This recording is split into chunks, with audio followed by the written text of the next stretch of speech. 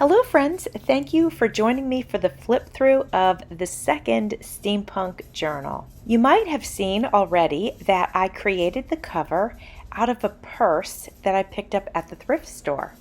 I actually used a purse, a necklace, and pieces of a curtain. I want to let you know that I have used a digital kit created by my friend Tina of Tina Loves to Craft. I will attach her YouTube channel as well as her Etsy shop in my description box if you're interested in her kit. This journal is available in my Etsy shop if you are interested. I also want to let you know what you're going to find inside the journal. Not only do I have her kit, I've got some scrapbook paper. This journal is full of vintage papers. I've got some wallpaper here. You could just see that I stamped on the back of the wallpaper. This is vintage music paper that I used, and I made double pockets. The way that I folded the paper, I was able to do that. So there's an upper pocket there and then a nice side pocket that I stuffed with some coffee dyed paper with a beautiful torn edge there. This is the other side of the vintage music paper, and so the other side also had an upper pocket. I made this receipt, did a video on that. That's part of this series. If you're interested, I'll make sure I attach the series to my description box. Here we have a vintage envelope. It was dated 1983. As you can see, I coffee dyed that. I cut the center and then folded the edge of it down. You can see that. And that way it's easy to get to the goodies that I stuffed inside of it. On the right is a large piece of vintage magazine page, and this is a Prince of Spain that you see here. He's getting out of an airplane. I folded that up to create a pocket, just stuffed it with vintage score sheet, some coffee dyed paper, and also a postcard.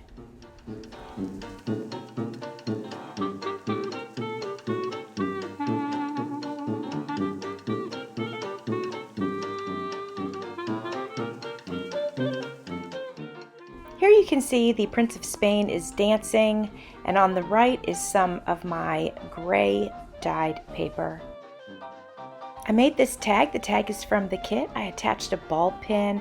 I attached some ephemera also that I made earlier in this series, and then also put a fabric tab on top. This is also a vintage magazine page. I do believe the magazine pages, most of them were from the 1950s. I absolutely love them. They are so fun to look at. On the other side, we have a small pocket, and inside of it, this envelope has a few goodies that you could play with.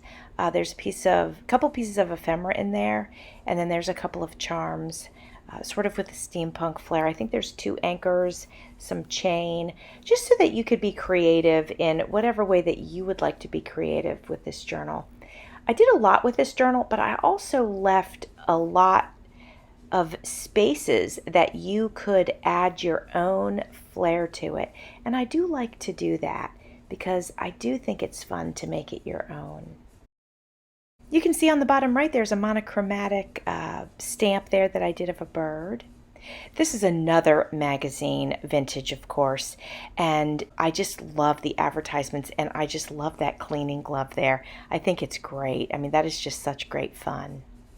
And there's a pocket on the other side. Now there's a pocket on the side with the glove. I didn't fill it.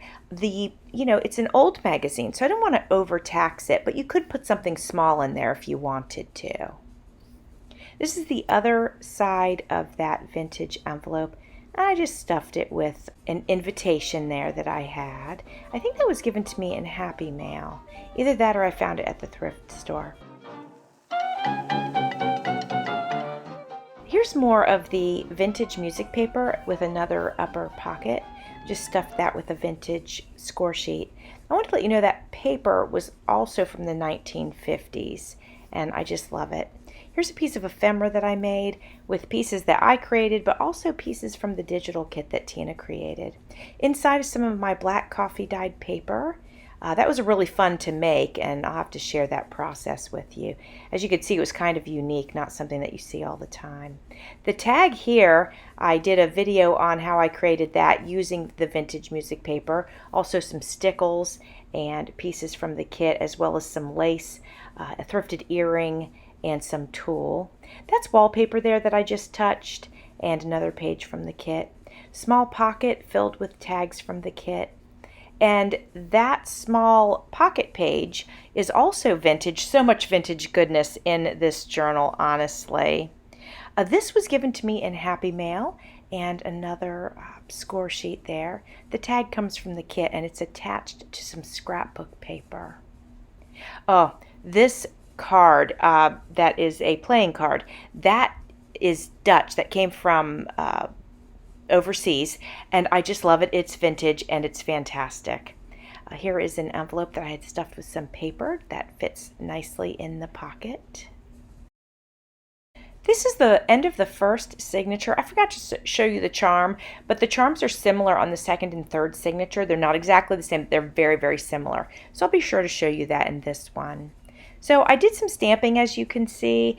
Very simple. If you didn't like it, you can always cover it with paper. You could decoupage over it, or just leave it as is.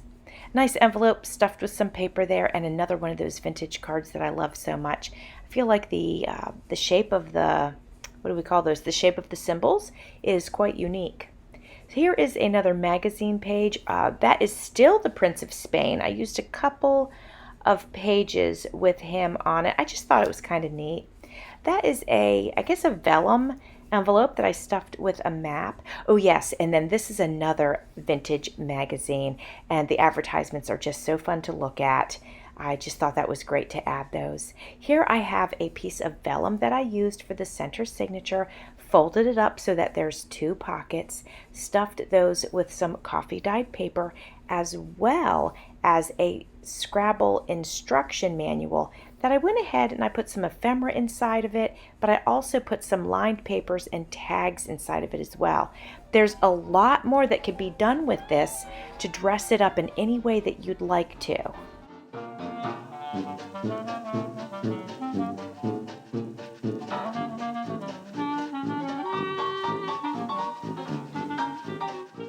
This is a piece of paper from my stash that I did a little bit of mixed media on it. I did some stamping and dyeing and just playing with stuff. That was a lot of fun.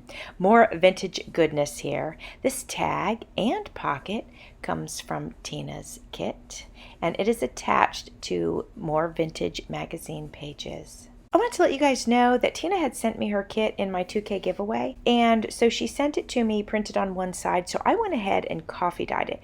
Now I did that carefully. I did it with a sponge brush dipped in coffee, that way as not to smear the images too much. I love this scrappy pad.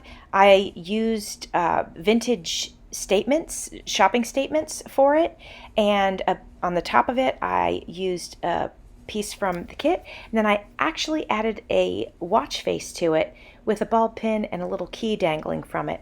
I did make a video on how I did that if you're interested. It's also part of this series. This is the end of the second signature. Now we are moving into the third signature. You will see that this is a piece of scrapbook paper that was 12 by 12. I folded it up to create a pocket and then stuffed one of Tina's envelopes in it that I had embellished with some lace and also a vintage flower, which was part of a doily. This is another piece of vintage paper that I added a pocket to it and stuffed it with one of the tags from the kit. This is a vintage check register that I have in my stash. I want to give you guys a quick update. If you participated in my giveaway of my digital kits, I wanted to let you know that I do believe that I've worked out all the kinks, from, just the upload to Etsy and adding new links and all that good stuff. So I do believe it's all taken care of, that if you purchase a kit from me, it should be seamless. This spread is a perfect example of an area where there's plenty more that could be done to these pages. You can leave them as is, let the eye rest a little bit, or you could certainly embellish them a lot more. You could add lace to this journal if you wanted to. You could add a jewelry chain to it here and there. You could add fabric tabs to it, paper tabs. So much more that can be done, even though we could look at it and still consider it to be a completed journal. I just flipped by some vintage pattern paper. That was sewing pattern paper. This is a vintage magazine, and did you see the advertisements on there? They were fantastic. More of my black dyed paper stuffed into the vintage magazine pocket. This is the center spread, I want to say. Yes, center spread. That was one of the dangles. This coffee dyed paper has a pretty cool effect, and that is from double dipping it. I want to show you on this vintage magazine page, it says 10 cents to make a phone call. When I coffee dyed Tina's kit, I don't know what kind of paper she used, but it came out so almost like crunchy, and I absolutely love the texture of it. I wish you guys could feel it, but yeah, it feels really, really cool. We have more of the vintage music paper from the 1950s here, and we've got the pocket here on the lower, and then when we flip it over, we've got a lower pocket, but then we also have a side pocket. One more of those vintage playing cards, and a pretty, very pretty tag from Tina's digital kit. I had so much fun making this piece. So this is a vintage check register. I had taken all of my check registers apart, so I sort of reassembled it. That closure is an old earring from my stash, so I used that as the closure. I thought that was really fun. The check register, at least the cover, it was from 1992. The pages may be older, they may be about the same. I'm not really sure. There's writing in it from the original owner of the checkbook.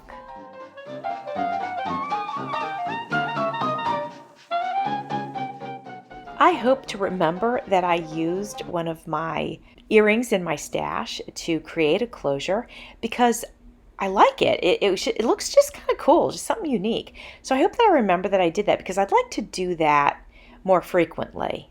This is a piece of scrapbook paper with 2 different hues of gray, and so I stuffed some gray dyed paper in it that I had embellished with a piece from her kit.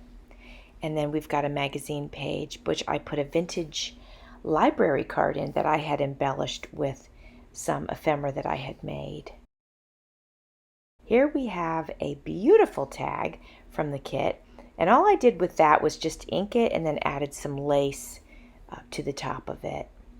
This is also a tag from the kit that I simply put an additional image on, and then I used some black, it's not string, I don't even know what to call it, I guess we'll call it trim, for the, that I added to it. Now here we've got a zipper pocket that was in the purse, and so I filled it with some extra pieces of ephemera so that you could put these pieces wherever you want to in this journal, or obviously you could use them for whatever project you wanted to. Friends, I really hope that you have enjoyed the flip through of this journal. If you want to see how I made the cover, the video went out on that a couple of days ago. But I used a purse, I used the bottom of a curtain that had lace on it, and I used a necklace. And it was just great. Well, and obviously I had to disassemble the purse somewhat to create this shape. It certainly did not come in this shape. So there is a tutorial on how I did that, and it was a lot of fun. It's always a little bit of a challenge, but it's always a fun challenge. I hope you enjoyed the flip through. This will be available in my Etsy shop. Thanks for watching. See you soon.